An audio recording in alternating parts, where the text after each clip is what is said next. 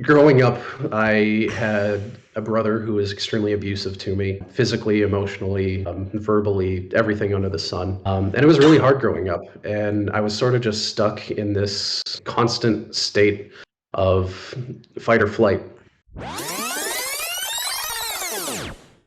Hi, Sean. Welcome to a conversation with a friend. Thanks for again for agreeing to do this. I was wondering if you wouldn't mind just starting off by introducing yourself. Yeah, absolutely. My name is Shawn. I know Davar from grade school. We would have met in grade six at the Calgary Science School, I believe. These days, I work as a data management technician in the film and TV industry, mostly in Calgary, but I'm coming to you here today live in living color from beautiful, sunny Los Angeles.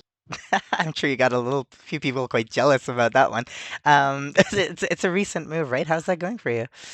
Yeah, so I've been here for about 3 weeks, and honestly, it's amazing.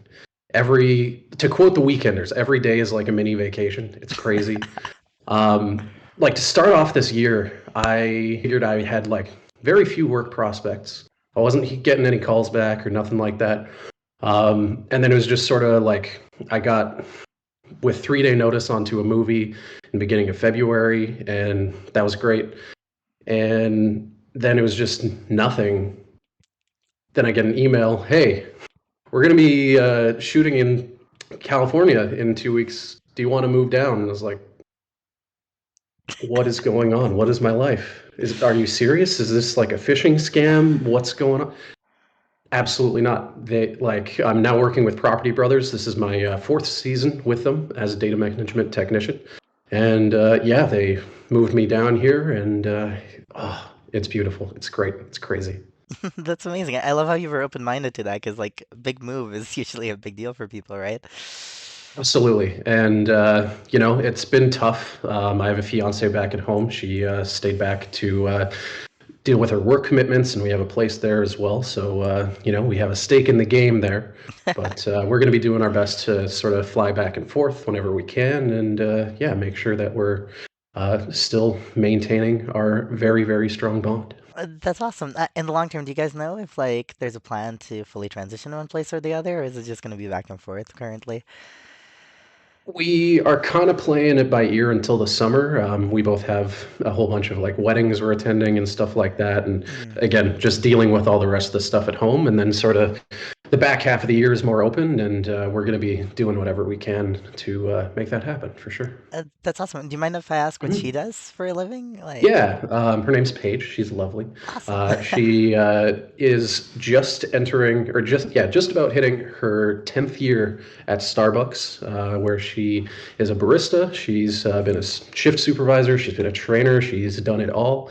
And yeah, now she's just sort of taken a step back to think about life ambitions as opposed to just being in the Starbucks cog for another 10 years. So Right. yeah, And what's she considering? Like, is there a list of ideas, or is it like, she's come back and forth on a whole lot of stuff. Mhm. She went to school for social work, and she's thought about a whole bunch of things, whether or not it's opening up her own coffee shop or going into art. She does a whole lot of art in her spare time. She's such a free spirit when it comes to anything. She does needlepoint and watercolor and so many amazing things, and is just like so good at just picking something up and rolling with it. So yeah, there's so much opportunity out there, and it's just sort of finding the one opportunity that's going to sort of roll downhill into a career, That roll makes uphill into a career.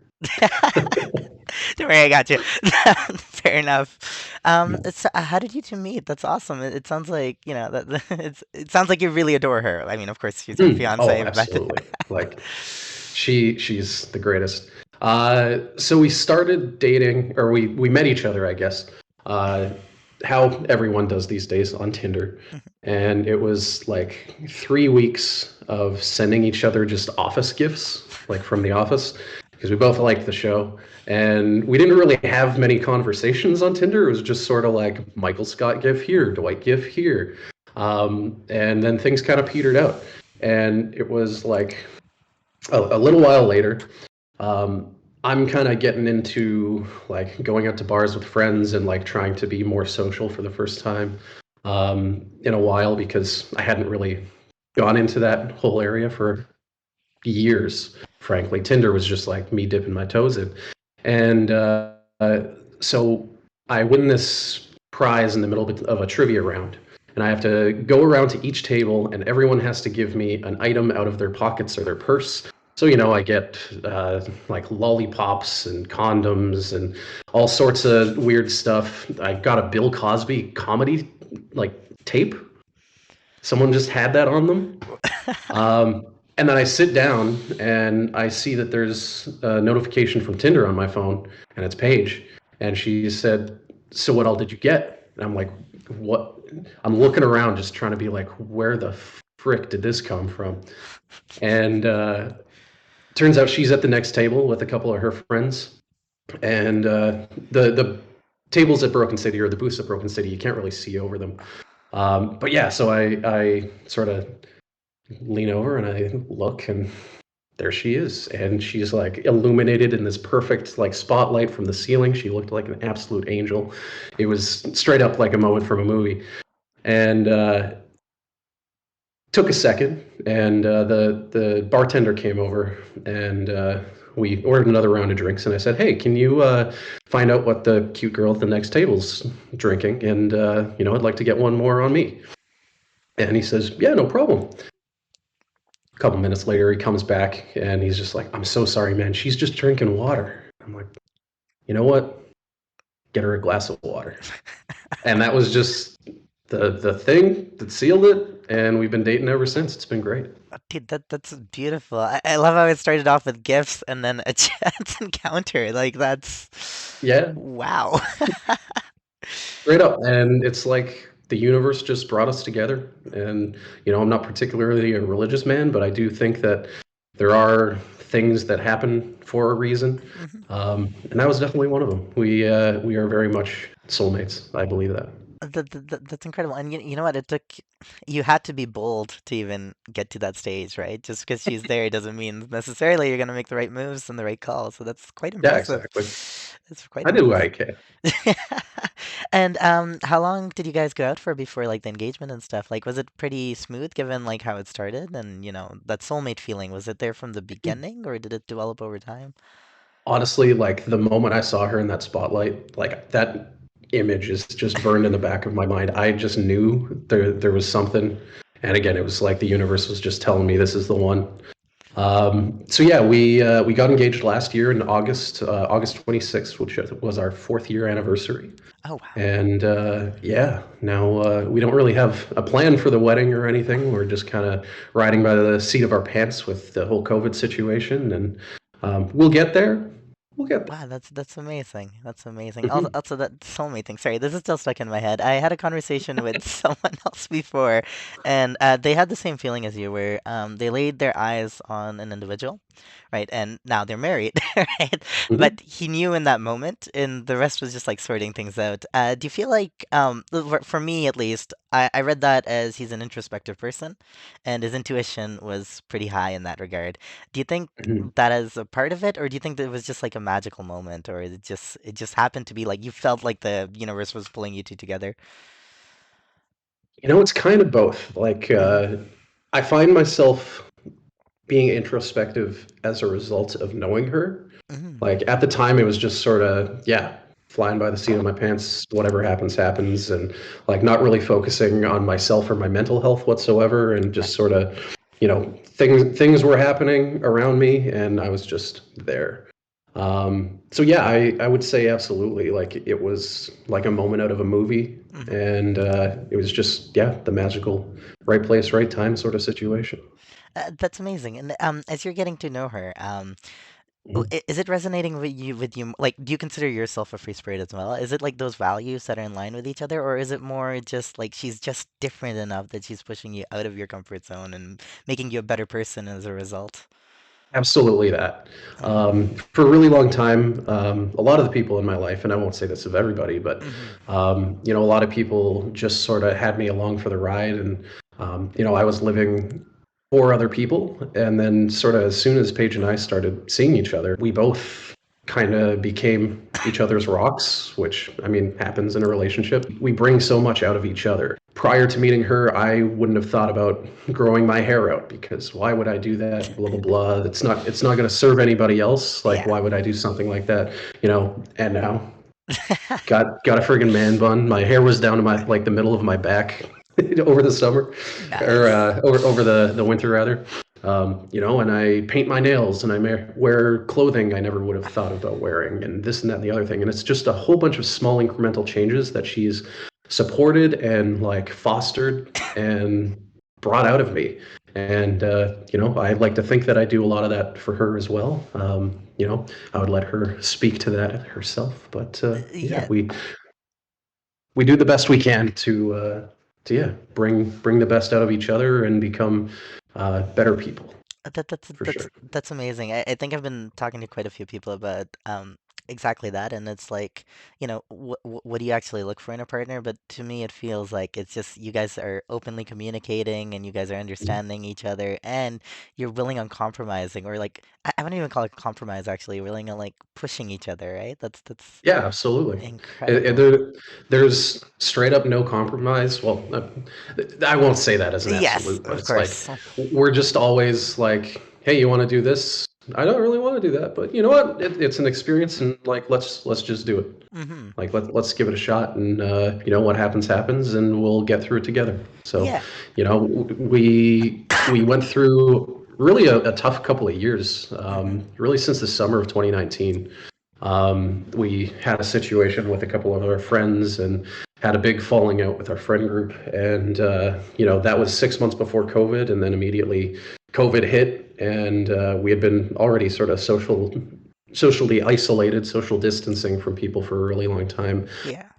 prior to COVID as a result of this friendship breakup. But it just brought us closer together and made it known to us that no matter what happens, we are going to get through it together. Because if we can get through that, if we can get through COVID, you know, we're unstoppable. We're just riding this train as long as it goes. So sorry again, this just sounds beautiful to me because like that's like one of those things you don't think about, right? Like as kids, you're like bros before hoes and other acronyms like Absolutely. that, but it's really that life partner that like no matter what happens is there with you. Sorry, I know you two aren't married. I'm calling her a life partner, but I just I just feel the No, love. she's my partner in crime, my partner in not crime. Yeah. I don't know, partner in everything. Absolutely. Yeah, I'm gonna see Bonnie and Clyde happening with you two pretty soon, eh? Just Yeah, yeah, yeah. I want to get shot in a car outside a bank. oh, I didn't mean that far, but okay. If Died how that he lived in a car explosion. I think that would be a fun way to go. At least it's memorable, right? Probably Oh not for yeah. the right reasons, but nevertheless Oh. memorable. Going back to your inspiration towards movies and stuff, right? Hmm. How did you get into that industry, and like what pushed you towards that? Like what inspired that? Yeah, so I've always loved movies, just for the storytelling value and the escapism of everything. We can go into this more, but I had a bit of a rough childhood, and Hmm. movies were always just there for me and to teach me life lessons that I wasn't learning otherwise, and things like that. But I never really pursued it. I've always been into music for the longest time, and playing in bands in Calgary, and I've had the opportunity to record albums and be on the radio. I even performed at South by Southwest one year. It was like, and this was all before like my 18th birthday. Wow. So like had a full career in the music business, like yeah, before I even really started living.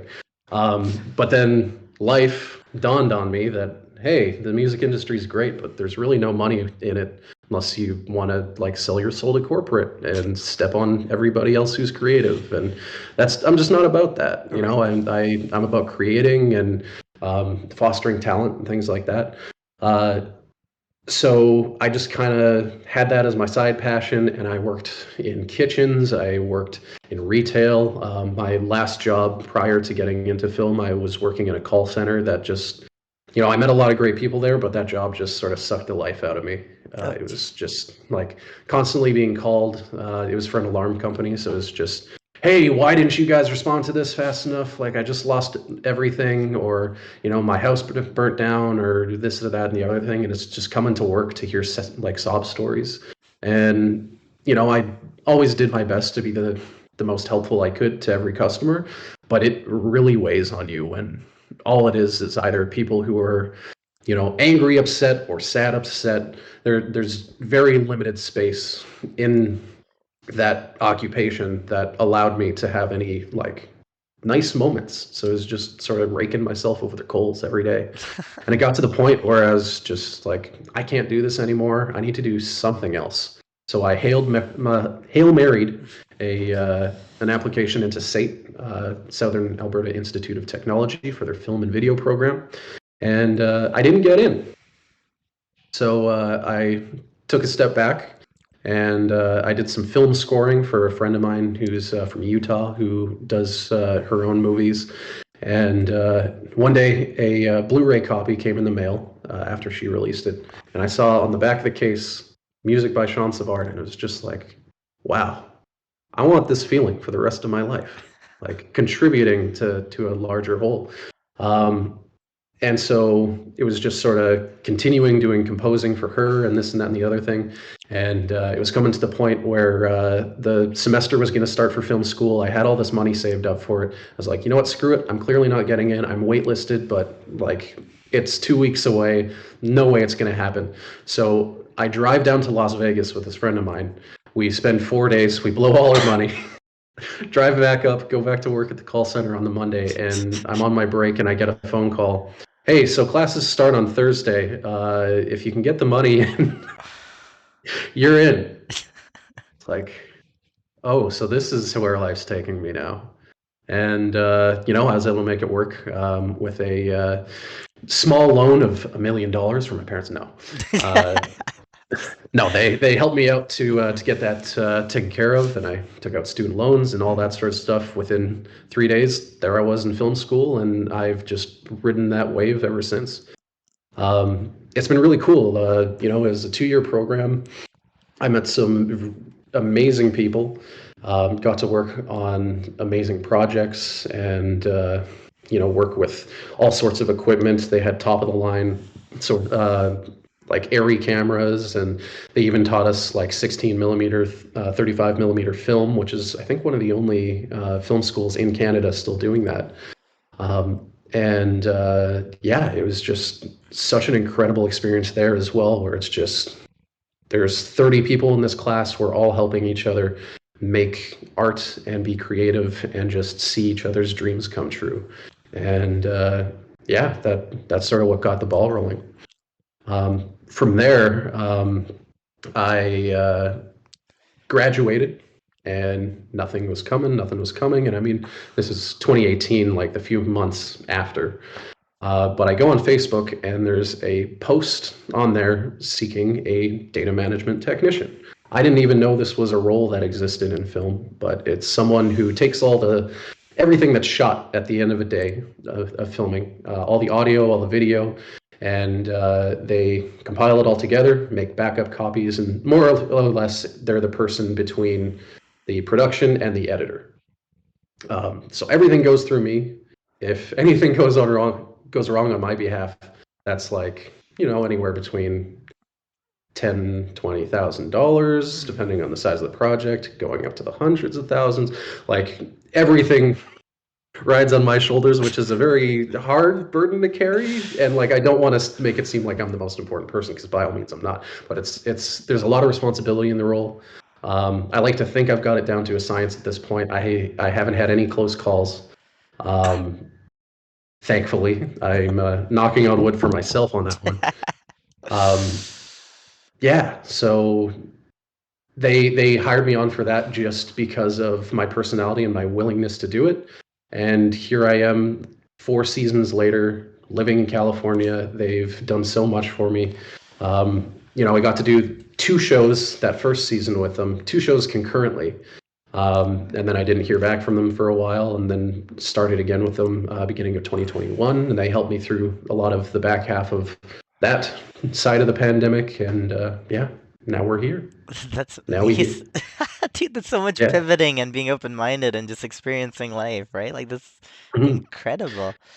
Well, and yeah, in between, like I've had the opportunity. I've done a lot of production assistant work as sort of like a go-to. Can be on sets and sort of see the whole action. And like 4 years ago, you tell me that I would have worked on Ghostbusters and Fraggle Rock and The Last of Us. I wouldn't have told you that that was possible, but here I am, and I have done exactly that. Um, yeah, it's just I'm living a dream. It's crazy, and I never would have expected this, but yeah, I just keep going along with it.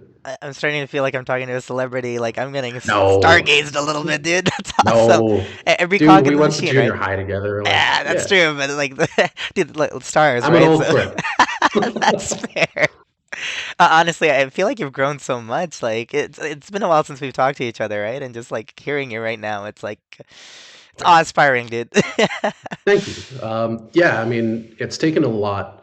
Um, when we knew each other, again, that was in middle school. Hmm. Um, Growing up, I had a brother who was extremely abusive to me, physically, emotionally, verbally, everything under the sun. And it was really hard growing up. And I was sort of just stuck in this constant state of fight or flight. That extended to school. Like I would go on the bus and I would get bullied the whole way to school. School would be sort of my safe ground because I had friends and people who would support me and love me there. And then hop on the bus, get bullied again, go home, receive a beating. So yeah, I was very much a quieter person. I didn't really think about myself because I was just doing what I could to survive, really. Um, and To be frank, it was once again just because of Paige. She opened me up and let me see really that I have the ability to be my own person. And I'm not just a victim of abuse. I'm not just the best friend of the person who's the main character, which is all that I ever thought that I could be. Um, and she's really, let me become this introspective person. I've done a lot of work to, realize what I've gone through, realize who I am. Yeah, it's been tough. It's been a lot of work. Again, the last couple of years have been some of the hardest in my life just to get through. To wake up every day and think that there's going to be something, anything at the end of the tunnel. But yeah, it's just continue to push myself, continue to be introspective, to do what I can to just question my own perceptions of everything I've gone through, and try and find growth out of that and find healing from it as well. That's incredible. Honestly, like, thank you for sharing that as well. Like, that's appreciated. Out of curiosity, you said like Paige pushed you to be more introspective and stuff and to think that through. What were some Yeah. of the things that she told you that like got you there or made you think that stuff more thoroughly, I guess? Because I know it's like one thing to like say, be introspective. It's another to do it, right? And I feel like you've done it. I like to think so. And again, I like whether or not that's actually true, who knows? Hmm. From my perspective, sure. But no, it was just the unbridled support from every angle, and just saying like, go for it. If you want to do this, go for it. If you want to do that, go for it. Like, be the person you want to be. And yeah, like we on our second date, we went out for wings at a bar, and I like the silly person I am. I decided to get suicide wings on our second date, and so they come. I'm sitting there just like eating these wings, like crying, sweating, and she's just like, "This is so good. Like we can be this open with each other so quick, and like allow each other to see our weaknesses." Um, yeah, and it's just been like tearing down who we thought we were as people and showing each other our true selves.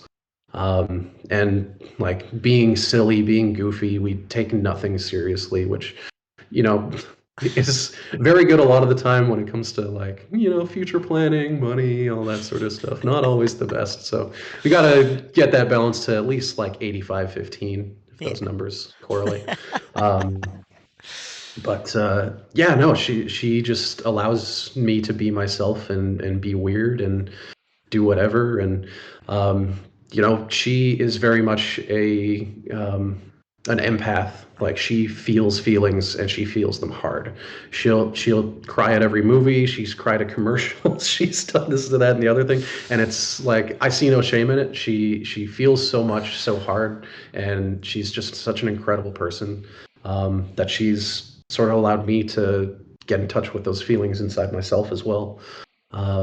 Yeah, just by being her. Just there's no one quote, there's no one moment. It's just been a constant stream of self improvement, and This is gonna sound stupidly simple, but what I'm hearing nah, from this, it kind of is because I think it's simple, but it's like super complicated, right? And it's that she's just showing you love, right? Like lots of love, really, and yeah, it's that simple, right? But it's also it that is. complicated because it's not an easy thing to do, and it's not easy finding a partner you can be that open with off the get-go, right? Like that's your second date, and you're doing that. Like I've met a It's couple of. felt right. It just felt right. Exactly. And well, that's the thing. To me, like as people go through traumas and different situations in their life, including myself, right? There is scenarios where guards come up harder and stronger, right? And for her to be able to take your guards down just immediately, like I'm sure that also has to do with you as a person, right? But like that's incredible to me because I feel like that's the greatest challenge as you get older and older is there is the need for more guards and the need to protect yourself or Mm. I'm gonna put quotations for that. Protect yourself from getting hurt by exposing yourself, and like that's yeah, I'm tearing up a little bit. It's just that's Aw. awesome. Aw. Yeah, Yeah, no, man. congratulations. And a lot of it comes, I mean, down to the fact that prior I didn't really know what boundaries were. So it's kind of just like, hey, I'm trauma dumping, but you seem like someone who's just willing to take Really it and take like it. accept me. Yeah. And she absolutely was. She was up for the challenge, and like we just immediately again hit it off, went back and forth, and we got all of our baggage out of the way and chose to accept each other right off the bat. Again, you make this sound so simple, but I feel like it's so complicated. So, just for It's the just general it's person. the way that we were, and still continue to be. So Yeah. yeah, we just try and be open and vulnerable. Again, when it comes to boundaries, so like she is also the person who's absolutely taught me to have boundaries. Like when Okay. it comes to my brother, like I was still like being willing to go to family events if he was there, and like I wasn't really talking to him, so he would just sit on the couch and stare daggers at me and like try and flex in front of me and stuff, and it's just like, come on, dude. But it got to the point where we stopped by to pick up some of the stuff from my parents' house, and he just came out and straight up attacked me. And she was like, "That's not okay. Like, let's set up a boundary. Let's make sure this never happens again." And I was like, "We we can do that. That's an option. We can just like cut people out like that. That's fantastic." And it has its ups and downs. Like he is completely out of my life at this point, and that's never going to change. Hmm. um,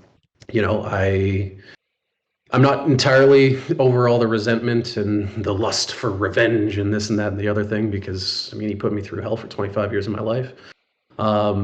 But yeah, it's just freeing to know, especially now that I'm in Los Angeles. There's nothing he can do. He sits at home and doesn't really do a whole lot. And I'm not just trying to like dunk on him or anything. Of Like course. I wish that he could get better, because he's in a very rough state, and always kind of has been. Um, but yeah, it's tough because with family, like, still want to go to Christmases. Well, he's invited. Still want to go to Thanksgiving, Easter, this and that and the other thing. Still want to hang out with people. Like the one thing that I wanted to do the most since I moved out of my parents' house was like I just want to go over there and have bacon tomato sandwiches and just like have a nice brunch, sit down. Like I don't read the newspaper, but like that's something we always used to do, is just like crowd around the dinner table and have brunch together. And like I'd read the comics. My dad would be reading the obituaries, because for some reason that's the thing he does. Um, and yeah, like it was just always sort of like our Sunday bonding time, and I haven't had the opportunity to do that. Pardon me, but yeah, it comes with different responsibilities, and yeah, I'm learning those boundaries, and I'm keeping myself to them.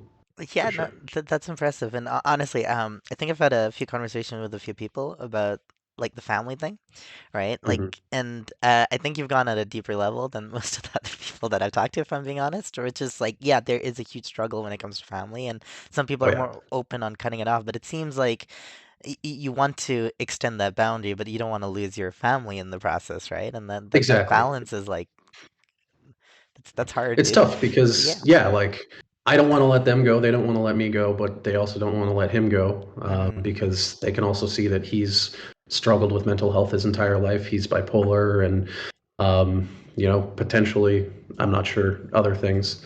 But yeah, he's always had a struggle. He has sort of grown up into this paranoid person and also struggles. I don't know if he knows it, but like full blown narcissism, Hmm. where it's like I'm the best person. If you think that you have anything over me, you're wrong, and this and that. And it's like he always had to prove that he's taller than me, and would always have to go back to back, and he would always say, "You're standing on your tiptoes," when it turned out that I just grew to be taller than him and stuff like that. And it was always just competition after competition after competition. So yeah, I really do hope the best for him. I hope that he learns and he grows because he deserves peace. Hmm. And I know that he's not living a peaceful life right now, which is sad. Um, I just know that I'm not going to be a part of that future because that bridge is burned. Yeah. So there's only No, so much I can do, and there's nothing else I can do for him. that makes sense. And maybe you're not the right person to ask this, but how are your Mhm. like? I'm sure you had to have that conversation with your parents as well, right? Like that you were taking those steps. How did they feel about all of this? Like, did they understand where were coming from, or was that a more difficult talk? Well, so this all actually happened pretty explosively. Oh. So what had happened is when I was in school, I was living with my parents, and I'd gotten out and had been with them a little while post school. And Scott had been in Ontario, living there for a while, and then he was living in because he was going to school out there. Moved to Saskatchewan, and then that didn't work out with the job that he was working there. And so he moved back into my parents' place. And within 4 days of him coming back, he assaulted me again. He punched me in the face. He tried strangling me. And I just immediately was like, I need to get out of this house. There's nothing for me here. I packed up I locked the door behind me. I packed up all my belongings and was more or less homeless for like the better part of, I guess, 3 weeks. I mean, I crashed on people's couches, so like I still had a roof over my head and everything like that. Um, but yeah, it very much felt like a betrayal because like my parents were sort of you like there was no consequences on his behalf. It was just Hmm. sort of, well, he did this and this is what he does, so you know what can we do? Hmm. Um, and I did harbor a lot of resentment right off the bat. But like my parents have always done their best. They've always tried their best, and the two of us were adopted. So I do truly believe it's a nature versus nurture thing. Hmm. And they're fantastic people, and they can be enablers. That's true. Um, but they're just as much victims of the narcissism as I am, unfortunately. So yeah, there was resistance. There was a lot of hurt, and some of that hurt still exists. But we do our best to, still see each other, still share everything, and with the understanding that there's no Scott talk, there's no coming back over to the house, etc. So in COVID, that's been tough because we haven't exactly been able to go to restaurants or anything. Like, there's not been many places in between that we could go. It'd be great if we could go over there because, Hmm. I mean, my apartment in Calgary is kind of a disaster zone. Um, but You honestly could have fooled me seeing your background, but okay, I'll take your word for it. we had house cleaning today, so Perfect. yeah, yeah. That's awesome. This is it on a good day. Well, thank you for cleaning up for this recording. Yeah, no worries. But Um, yeah, no. So I do still very much hold on to the relationship with my parents. I still love them. I still support them. They're going to be coming down to see me at the end of June nice. for my mom's birthday and stuff like that. Um, so yeah, I know, and it's funny because I'm having this conversation with you now. It's not a conversation I've had with them, but Right. like there are going to need to be those conversations, and Hmm. for a really long time. I still was seeing them as the superheroes, the super parents, and everything like that. And it's only really been within this last couple of years now that I have been able to have that revelation of were, and continue to be just people doing their best, like Hmm. no matter the circumstances, and this is what they've been given. With my brother, they try and still provide him a good life because that's all they ever wanted for him, and I can't fault them for that. So yeah, we just continue moving on, and we do our best to move past it. Yeah, and honestly, just putting myself in the shoe of a parent, right? Regardless of Mhm. adoption or whatnot, right? I can see it being very difficult seeing a child that you love as something else or as something different, right? Like I know like the abuse part is like it's an extreme example of this, but even as a parent, I'm sure they probably got used to that, right, as well, and like it started Mhm. turning into a thing. And so I think you mentioned that actually, which is this is who he is, right? Yeah, so it's just in that regard, right? Like I think it's one of the things that I feel like is a challenge of growing up, regardless of the relationship with your parents, which is that they don't see that technically the kids have grown up, right? Yeah. And at a certain point, if the kids are growing up, your relationship with them also needs to evolve. You can't accept certain behaviors and stuff as kids because it's your responsibility to teach them to a certain extent how to live their lives. And after Mhm. that, you're supposed to be a mentor or I mean, of course, every parent-child relationship is different, but Yeah. at least this is what I believe, right? And Mhm. it's fascinating to me hearing all of this from you because it feels like you guys are entering some of or have entered and are continuing to go through some of those evolutionary stages. Like you said, I'm very curious how that conversation is gonna go because it should be quite interesting. Do you find your parents are pretty open-minded with those kinds of discussions? Like, Like honestly, no. oh, okay. Like they've always been there and present, but Hmm. like I don't know. It's hard because it's like I don't even. You have me at a loss for words. My Uh, apologies. no, it's all good. It's I look back and it's like, did we foster that emotional connection of parents and child Hmm. to some degree? But like my dad was always working, my mom was always working, and like they were always great parents and doing things that parents do, but um, it was just sort of providing like rides to places and like providing a great home and food and like they bought me my first guitar and things like that. Like it was a lot of sort of material as opposed to like spiritual or emotional Hmm. um, gifts, I would say. um, and so yeah, I'm really starting to figure out who they are as human beings a Hmm. lot more now, and seeing a side of them that I really haven't seen. And like clearly, this is Arrested Development because people do that like way earlier, and 28 just figuring this stuff out now. But Oh, I don't know if that's the fair state. I feel like age I don't is know. but a number, That right? You should give yourself that's more true. credit than that. It depends on your experiences. That's true. That's just, yeah, from my perspective. I have not lived in the shoes of another human being, so I can't say that for sure. But Oh, my apologies. yeah, It felt like you were like putting yourself no, down for this, and to me, everything you've done not is at like all. so impressive. So I had to like interject there. It's just Oh no. yeah.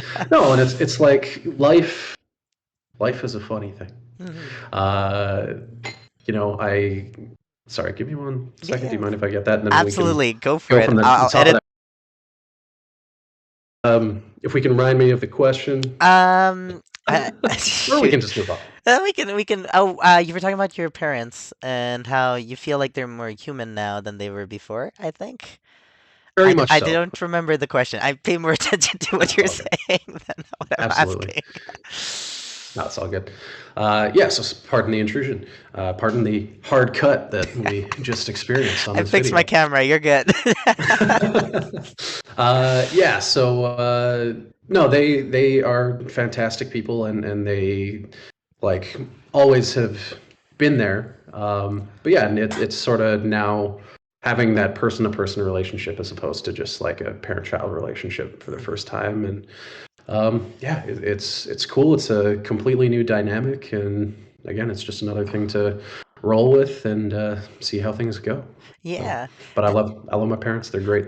They still support me. They're so thrilled for this opportunity, and yeah. So, Yeah, I don't doubt that for a second from everything you're saying. And frankly, it sounds kind of beautiful because I'm just looking back at everything you said about Paige, and mm, it puts it into even more perspective, like that you found someone that like was able to push that kind of stuff when you yes. yourself were not used to that, right? Like that's insanely Mhm. amazing, right? Like that's the dream, dude. Congratulations. Honestly, yeah. So, I've always had that.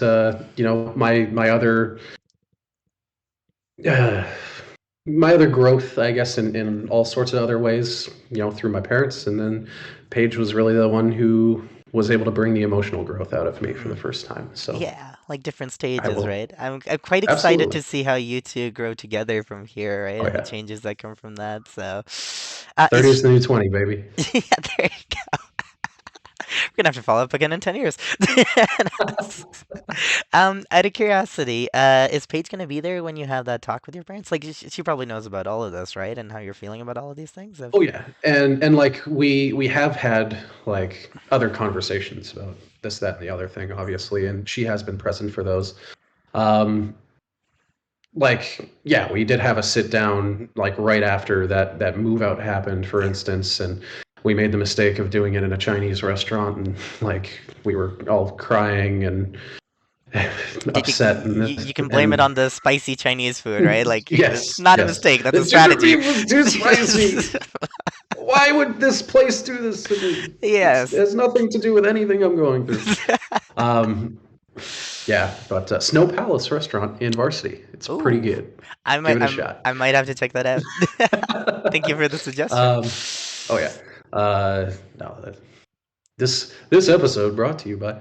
Uh, yeah, no. So like there's been sort of the smaller offhand conversations, but I do definitely want to have that more emotional conversation because like we haven't really checked in on how everybody's been doing Mhm. through the pandemic and through everything because it's like I check in and I'm just like, how are you guys doing with everything? And it's like, we're fine. We saw these people, we saw those people, we, had this for dinner and all that sort of stuff. But it's never like, so I heard you were going to therapy. How's that been working? Like, is there anything that you've really gotten out of it? Like, we Yeah, haven't really had those conversations yet. So, yeah, Paige, she's absolutely invited. There's no like exact date that I'm just going to sit my of parents down course. and be like, so how have you grown in the past Yeah. 3 years? Because I've clearly been doing all the heavy lift. No, I'm there's picturing you never with going to like a be little that. It's mallet, just, just like getting ready to like smash the table. Judge, judge, judge. yes, objection. Yeah, no. So there's not ever going to be like a formal time and date Yeah, or anything like that. It's just sort of going to be whenever we're all ready to have that conversation, we'll yeah. we'll we'll do it. Of course, and that makes sense. I don't think it's ever a good idea to really plan that out more than like your thoughts, No, right? Their thoughts need to yeah. be there, otherwise it's just jumbled up confusion. Hmm. That's incredible. Sorry, sorry, I'm like pivoting completely here. Oh, you're good. Actually, one other question related to that. In regards to your friends, like outside of Paige, right? Did you have any close friends that you are Mhm. usually open about these things with and stuff, or is it mostly just Paige that fulfills that role in your life? Um, so I do still hang out with a bunch of buds from the science school. Nice. Brock, who was on an episode Yeah. a couple weeks ago. Lucas, who's going to be coming up I think later this week. Yeah. Chris and Eric, and a host of others, and like we hang out all the time. We're in this a D&D group together. Like they've always been very close friends of mine as well. But for a lot of years, I didn't really appreciate that. It was just sort of like, hey, if you're free, come hang out. We'll do our thing, and then like not see each other for a few months. And I really put stock into a relationship with a guy I met in high school, Nathan, Hmm. who was the lead singer and guitarist of my last band. We were called Detractions.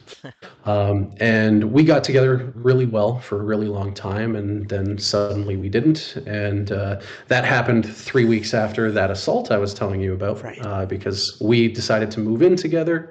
in a little house, and that house was a nightmare. There Mm-hmm. was ants, there was flooding, there was like we didn't have uh, utilities, and there like a fridge or an oven for the first little while when we moved in, and it was just sort of like, yeah, we changed as people, and we had a very explosive breakup.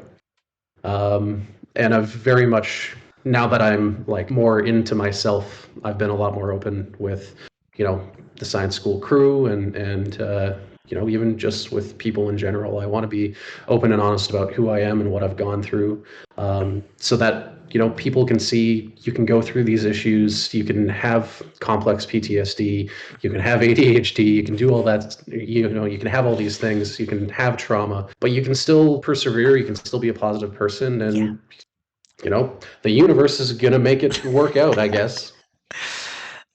Dude, this is literally a conversation I had last night with a good friend of mine. Not a podcast, like a personal conversation, and Yeah. it was me questioning that. So for me, a big value for me is genuinity, right? Like I like to present myself as myself and not like hide anything, right? Mhm. But the disadvantage that comes with that is that some people, right, until they get to know you and stuff, or just on a superficial level, that can come across the wrong way, right? It can definitely be presented in the wrong, like, because there's so many people that are not like that, and then you're suddenly seeing that, and it's like, what the hell does this lunatic want, right? Yeah. But to me, this answer to that ended up being that you got to live your life with integrity. Your morals, your actions, your values, they should really go together or resonate in that way.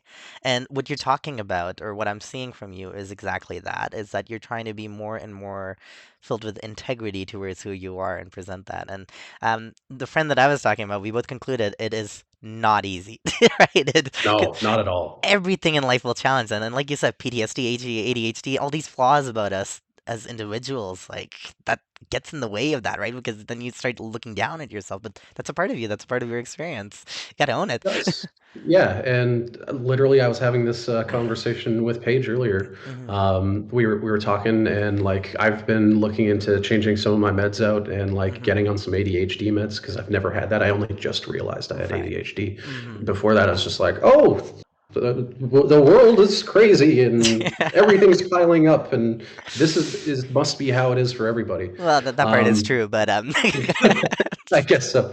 But yeah, no, and she was very right in saying like, think about it because your brain, how it is, has gotten you this far, and like, I guess if it ain't broke, don't fix it. I don't know. Like, I'm already on like antidepressants and stuff from yeah. these past few years, and yeah, now that I'm in the sand and the surf and the sun and all that out here, like going outside for 5 minutes is just like gives me just as much serotonin as like 20 milligrams of Cipralex does. So, Right.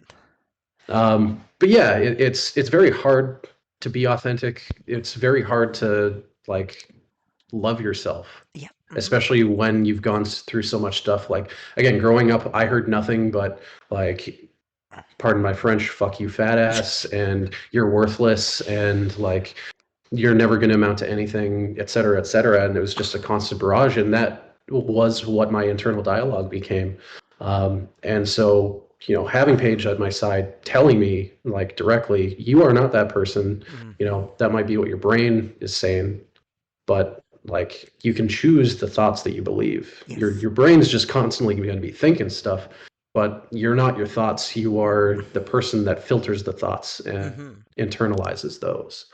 Yeah. So yeah, it's tough, um, but you know it comes with self-respect. I didn't have self-respect for a really long time, and I'm still working on that. Working on self-love. As RuPaul says, I freaking love RuPaul's Drag Race. If you can't love yourself, how the hell are you going to love anybody else? Yeah.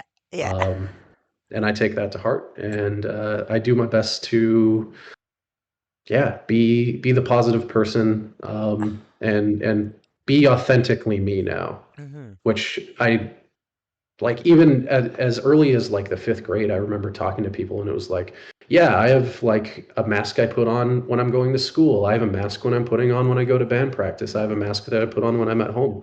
And it was just, yeah, I'm six different people depending on where I'm at, and now it's just I'm me. and that's all I want to be. That's not true. I also want to be a professional wrestler, and I have this whole character built up, and it's like, is it going to extend to me? Am I going to make like movies and stuff with it? And having this whole other like double life that I can like present how I want.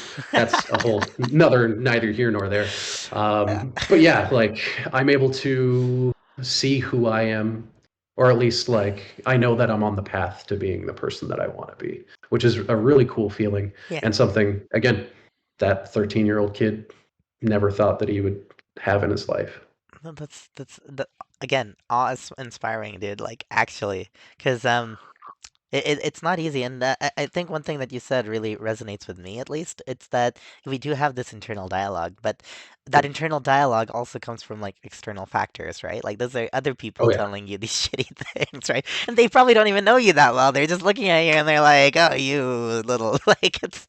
Oh no. uh, Well, and it can be just like an offhanded comment. Like this is one thing that still reverberates in my head. It was one of the guys we went to school with. mhm. I won't say who. Yeah. You'll know who you are if you watch this. And I want to say it was like the seventh grade or something, maybe eighth or ninth. It doesn't matter. And he just said, like, it's cool for you that like you're playing this show, but I don't think you're going to get anywhere in music. And it's just like an offhanded thing. Yeah. But I'm 28 now, 14 years later, and that thought still hits me just Yeah. as hard.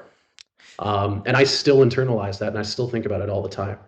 And Uh, it's like so, anytime I have, sorry, go ahead. sorry, it's. I could have just waited. That's my apologies there. Yep. But I was wondering, is it in your head as in like it's putting you down, or is it in your head as like extra motivation or fuel? Like this guy can suck it. It's almost it's neither. It's just It's like neither. I It's will just do like something, and the thought will just come up in my head, and I will hear that voice, and it'll just be like, "You're not going to make it doing this." Jesus. And it's not putting me down. It's not pulling me up. It's just there.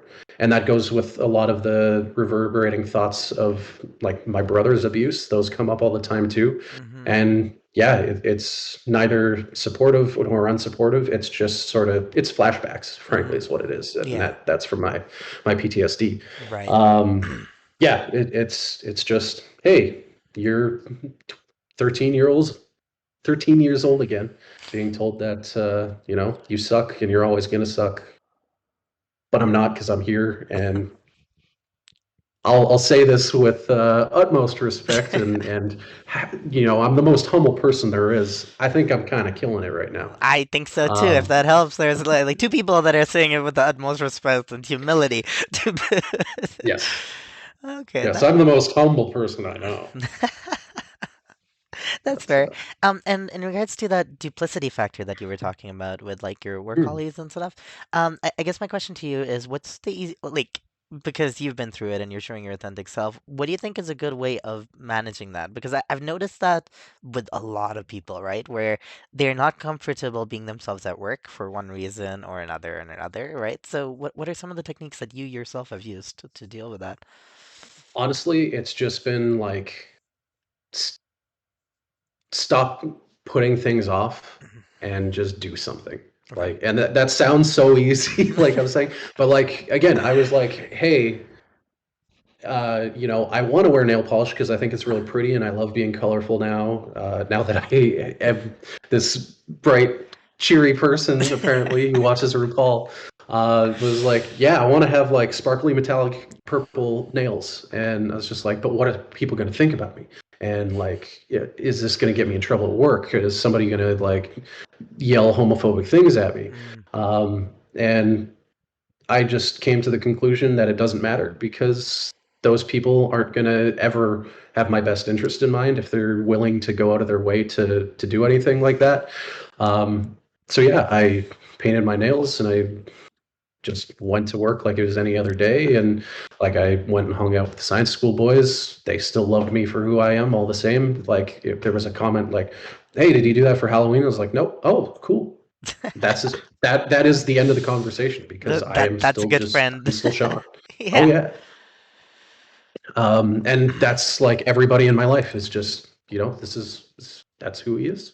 He's this dude who's willing to paint his nails and grow his hair out and wear pink aviator sunglasses because why not? Yeah. Um, I'm just doing whatever the hell I want, whatever inspires me in the moment, and trying to give the gift of that personality that I didn't have when I was growing up. Yeah. I'm trying to give that to my inner child and live that promise Hmm. to myself I never used to be able to do. You know. No, and that's amazing. And frankly, if I'm being honest, I think you still figured this out really early because like you're only 28, right? And I feel like people spend their whole Yes, lives trying to figure this stuff out, and some people that's never fair. do, That's right? true. And of course, I'm sitting here like, oh, well, the Beatles were already broken up and like by this point in their lifetime. And, I surpass, like, I'm older than Kurt Cobain ever was, and this and that and the other thing. And it's like, those people seem to have it figured out. But no, as you said, like, age is just a number. Yeah. We're all in this ride together.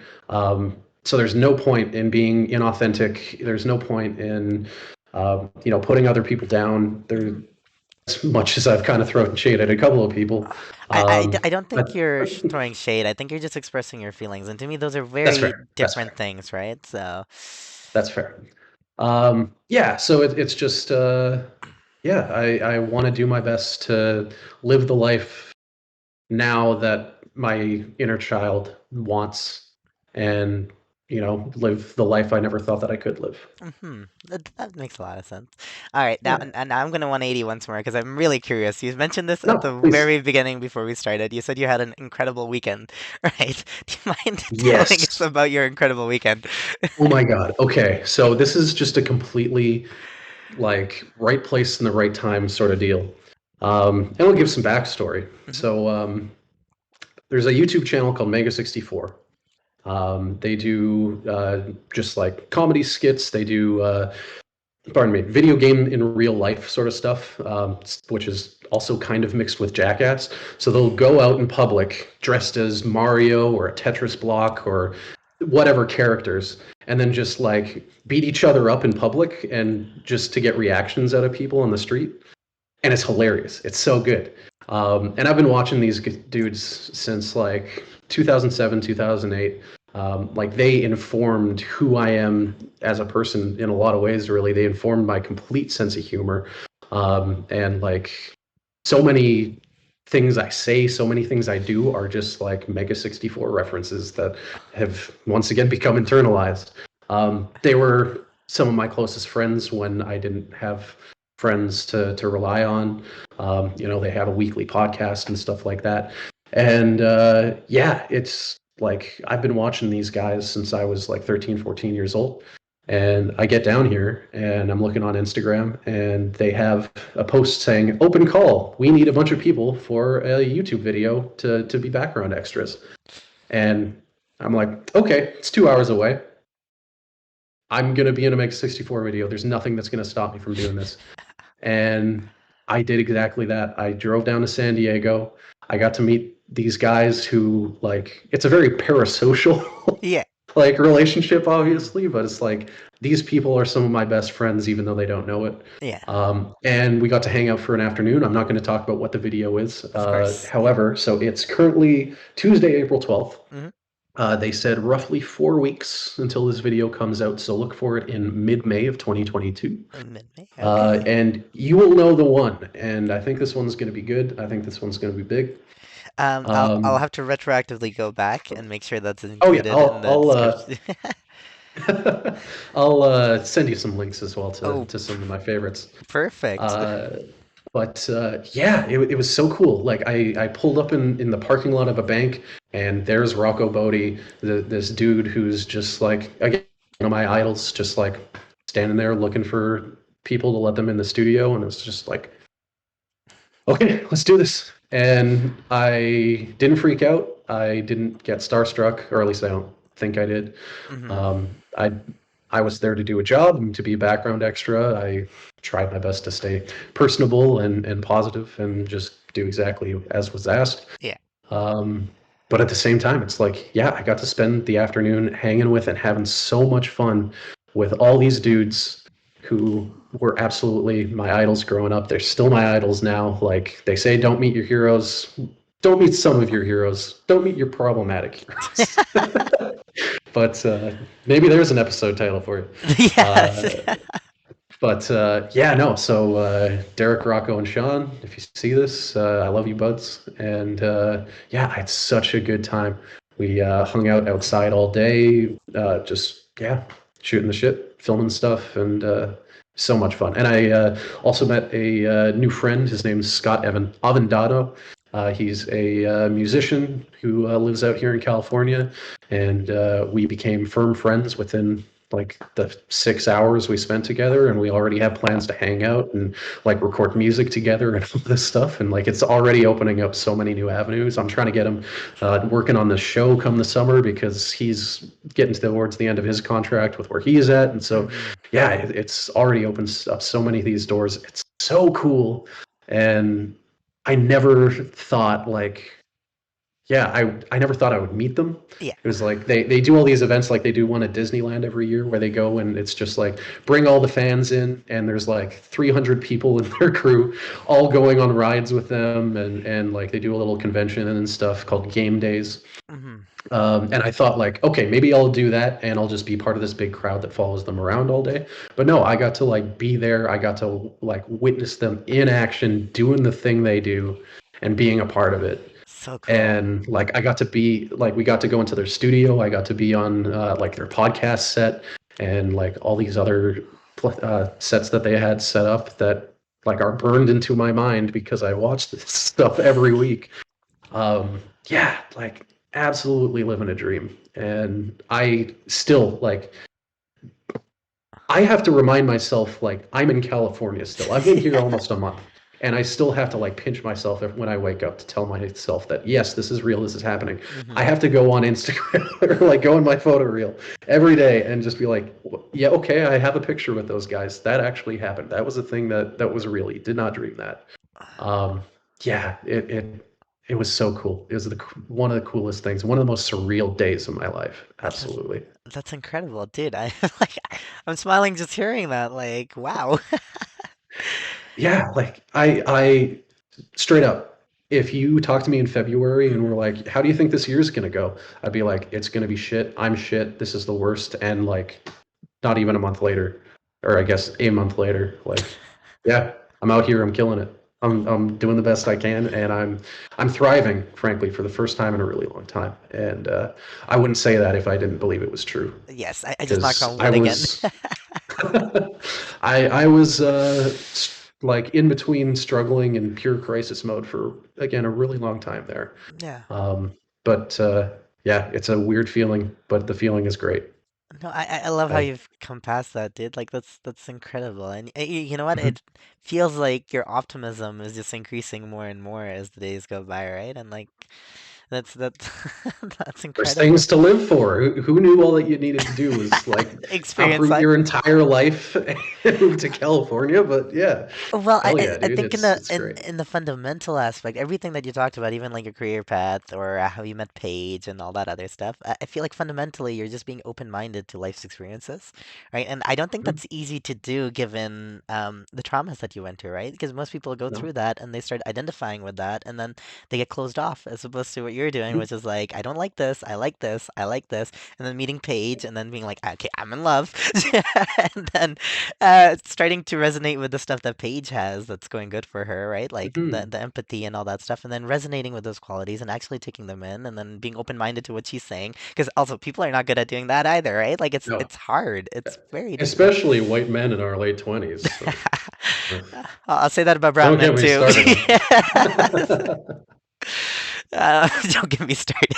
I love that. Yeah, man. And that's I don't know. To me, that's incredible, right? Like that's things people strive their whole lives towards getting to. Again, I said that before earlier, and I'll say it again, right? And some people never get there.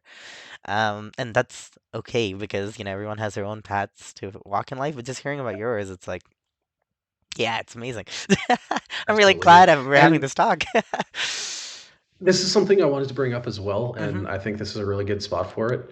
Uh, One of the few people like in those early days in Calgary Science School that I always saw as just a beacon of positivity. And like even after we graduated from CSS, like I would always think like what I wonder how Davar's doing. And so it's great that like I wish I would have reached out way sooner for one thing.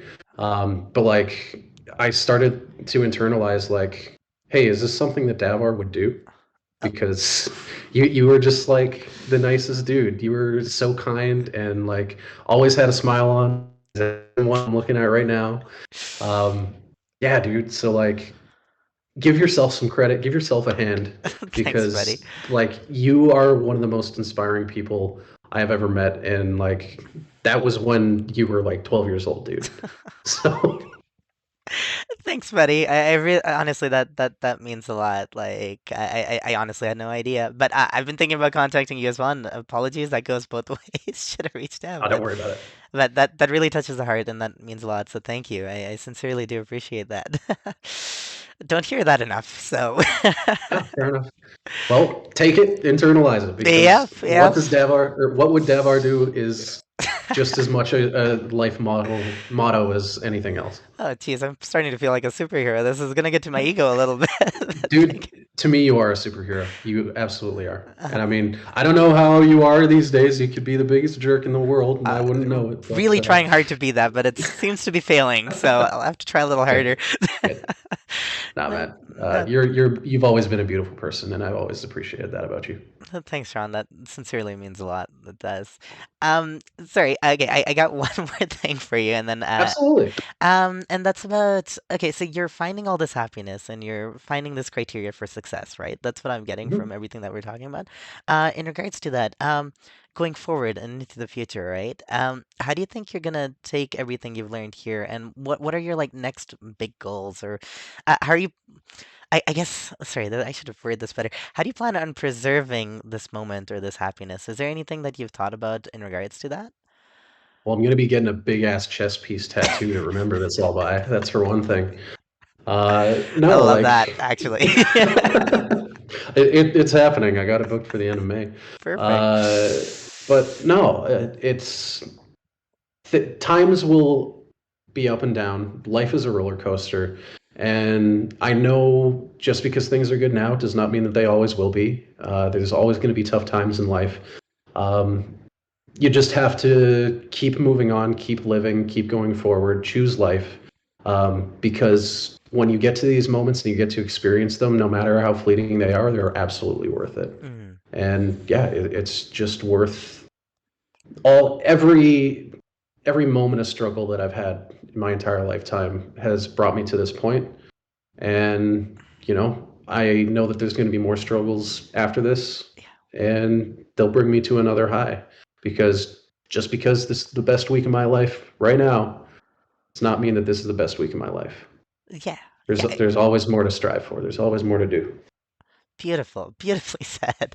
I love that. And that's a really good way of looking at it, right? And frankly, I don't know, even through any tough times you might have in the future, you can always come back and remember this and just that fleeting Yep. feeling, right? So Rip my shirt off and look at the two Oni masks I gotta on my chest. oh, it's Omi masks. That's Yeah, the yeah, Japanese Oni masks. I'm getting two of them. My tattoo artist is Mike Welshman. yeah. He runs Pacific Avenue Tattoo out of Alderside, I think. Yeah, and he's fantastic. He have a Bowie piece right there. I got Sweet. a couple of other guys that he's done, Nice. I see the and D&D yeah, love. now I'm getting a big ass chest piece, and yeah, that's another way that I'm just living my life. And I never thought I'd be a guy who would get tattoos, and here we are. That's gonna be like way more money than I even want to think about right now, but Yeah. it's gonna be worth it. And yeah, I'm gonna be able to look at those and this like the representation of the story that they tell as well. Mm-hmm. And Of your sorry, the tattoos. You were talking about the tattoos. yeah, so like every tattoo that I have, like it's not about what the design is; it's about where I was in that moment. Yeah.